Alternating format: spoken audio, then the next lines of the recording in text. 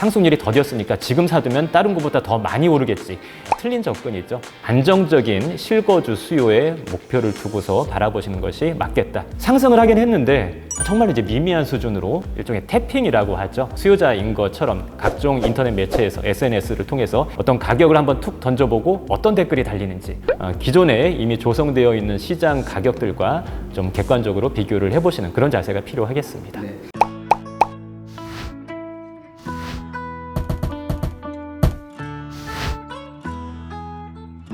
제일 중요한 거는 가격일 것 같거든요. 이천시의 전체적인 아파트 시장 한번 살펴봐야 될 것 같아요. 입체적인 분석을 위해서 광주시, 이천시의 가격 수준을 한번 비교를 해보도록 하겠습니다. 한국부동산에서 발표하고 있는 제곱미터당 단위 가격으로 비교를 한번 해보시면 경기도 광주시는 55.9% 상승한 반면에 이천시는 14.3% 상승에 그치고 있습니다. 동일한 경강선 라인 그 하에 있는 광주시와 비교를 했을 때 광주시는 568만 원 정도의 수준을 보이고 있고 이천시는 300만 원 정도의 수준을 보이고 있죠. 두 지역 간의 격차가 상당합니다.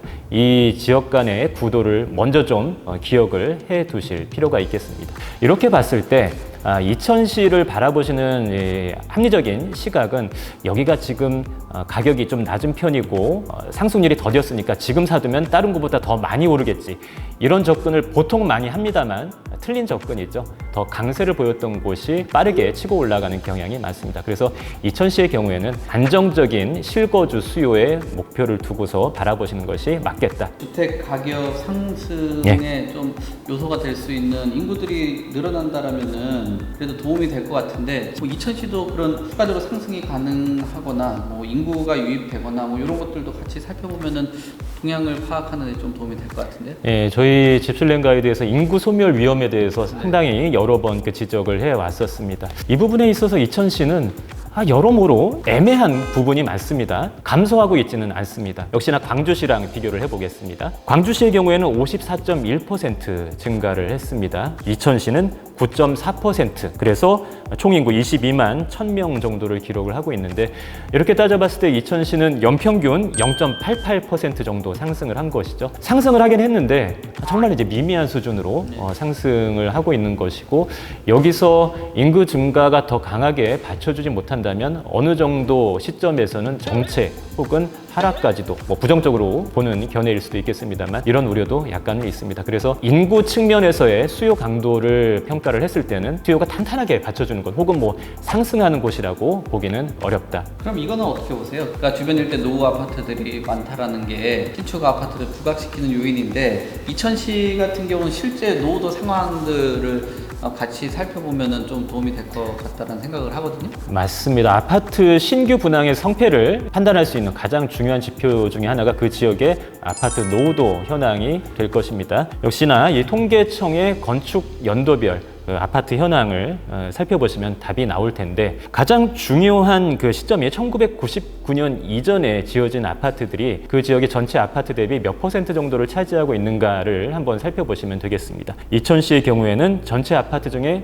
1999년 이전 지어진 아파트가 41.8%를 차지하고 있는 수준입니다. 비교를 해보시면은 서울시가 43.3%, 그리고 경기도 평균이 32.9%, 그래서 경기도 평균 대비 노후도가 좀 더 진행되어 있는 곳이다라고 평가를 내릴 수가 있겠습니다. 이 부분에 있어서는 신축 아파트가 필요하다라는 뭐 그런 타당성을 갖고 갈 수가 있겠습니다. 한 가지 높아심에서 말씀을 드리자면 이 부분이 너무 확대 해석되거나 강조되어서는 안 되는 것이 저희 집술랭 가이드에서 사전에 한번 짚어드렸던 3기 신도시 중에 한 곳, 인천 계양의 경우에 99년 이전에 지어진 아파트가 전체 아파트 중에 70%가 넘는 한 72% 정도를 차지하고 있었던 것이죠. 이천시는 그 정도는 아니다.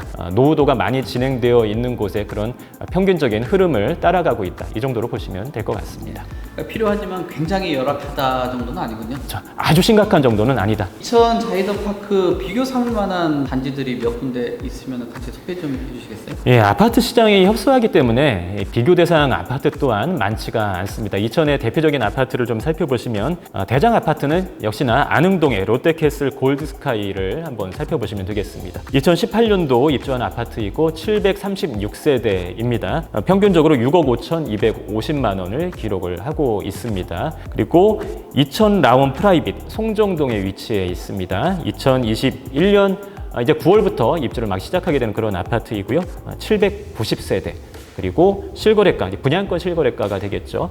5억 3,220만 원을 기록을 하고 있습니다. 이 두 개 단지 중에서는 롯데캐슬 골드스카이의 가격과 바로 맞붙여서 비교를 하는 것은 조금 무리가 있을 것입니다. 이천시 전체에서 가장 도시화가 많이 진행된 거, 그래도 여기는 좀 도시의 느낌이 난다라고 확실하게 얘기할 수 있는 그런 입지를 차지하고 있는 정말 희소한 아파트이기 때문에 이 롯데캐슬 골드스카이랑 비교를 하는 것은 좀 무리가 있어 보이고요. 이천 라운 프라이빗의 가격하고 비교를 해보시면 될 것 같습니다. 그래서 이 라운 프라이빗의 실거래가와 차후에 이천 자이더 파크의 분양 가격이 얼마나 큰 격차를 보이고 있는가에 따라서 내가 분양받았을 때 어느 정도의 자산가치 상승이 가능하겠구나, 이런 예측이 가능하겠다, 이렇게 한번 평가를 내려보겠습니다. 네, 만약에 한 4억 5천만 원 정도로 분양 가격이 책정이 된다, 뭐 괜찮은 가격이라고 보세요? 시청자분들께서 미리 좀 알아두셔야 되는 게, 이천 자이더 파크만을 집어서 제가 말씀을 드리는 것은 아닙니다. 어떤 아파트 단지 이제 분양을 앞두고 있는 시점에서는 그 가격에 대한 수요자들의 반응을 알아보기 위한 일종의 태핑이라고 하죠. 수요자인 것처럼 각종 인터넷 매체에서 SNS를 통해서 어떤 가격을 한번 툭 던져보고 어떤 댓글이 달리는지, 이런 것을 통해서도 시장의 심리를 좀 읽어내려고 하는 그런 노력을 하고 있습니다. 제가 쭉 살펴보면은 4억 중반에서 5억까지에 대한 한번 던져보는 그런 내용들을 많이 확인하게 되는데, 일단 4억 중반, 4억 5천을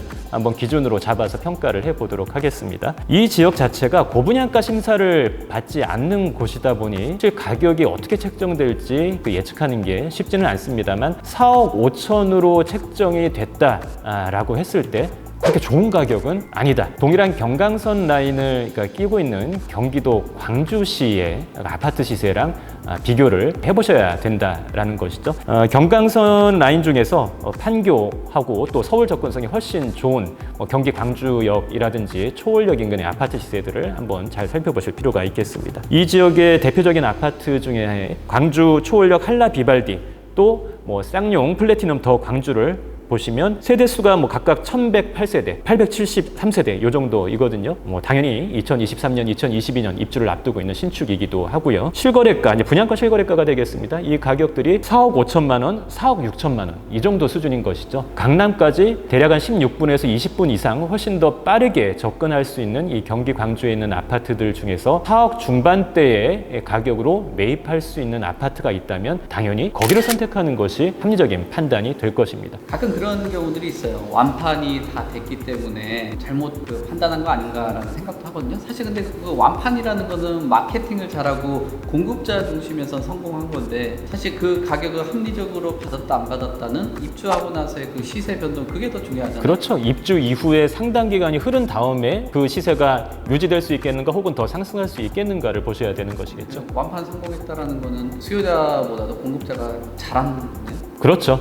사실 지금과 같은 시장에서 이 건설사나 대행사가 마음 먹고 이 단지 끝내버리겠다 작정하고 달려들면 못할 단지가 없습니다. 전국 어느 곳이라도 작정하고 달려들면 완판을 못할 곳은 없기 때문에 거기에 초점을 맞춰서 보시면 안 되겠고, 기존에 이미 조성되어 있는 시장 가격들과 좀 객관적으로 비교를 해보시는 그런 자세가 필요하겠습니다. 네. 그렇다면 메인데이씨 이 가격 부분에 대한 평점도 짚어주시면 좋겠습니다. 예, 아직 그 최종 분양 가격이 공개되지 않은 상태이기 때문에 경우의 수에 따라서 등급을 나눠 보도록 하겠습니다. 만약에 분양 가격이 4억 5천만 원 그 아래로 책정이 된다면 별 하나를 줄 수가 있겠고요. 4억 5천만 원을 초과하는 가격이다라고 한다면 별점을 드리지 않도록 그렇게 하겠습니다. 그때부터는 이제 여러분들 알아서 판단하시는 거죠. 저는 별 안 드렸으니까. 네, 예. 알겠습니다.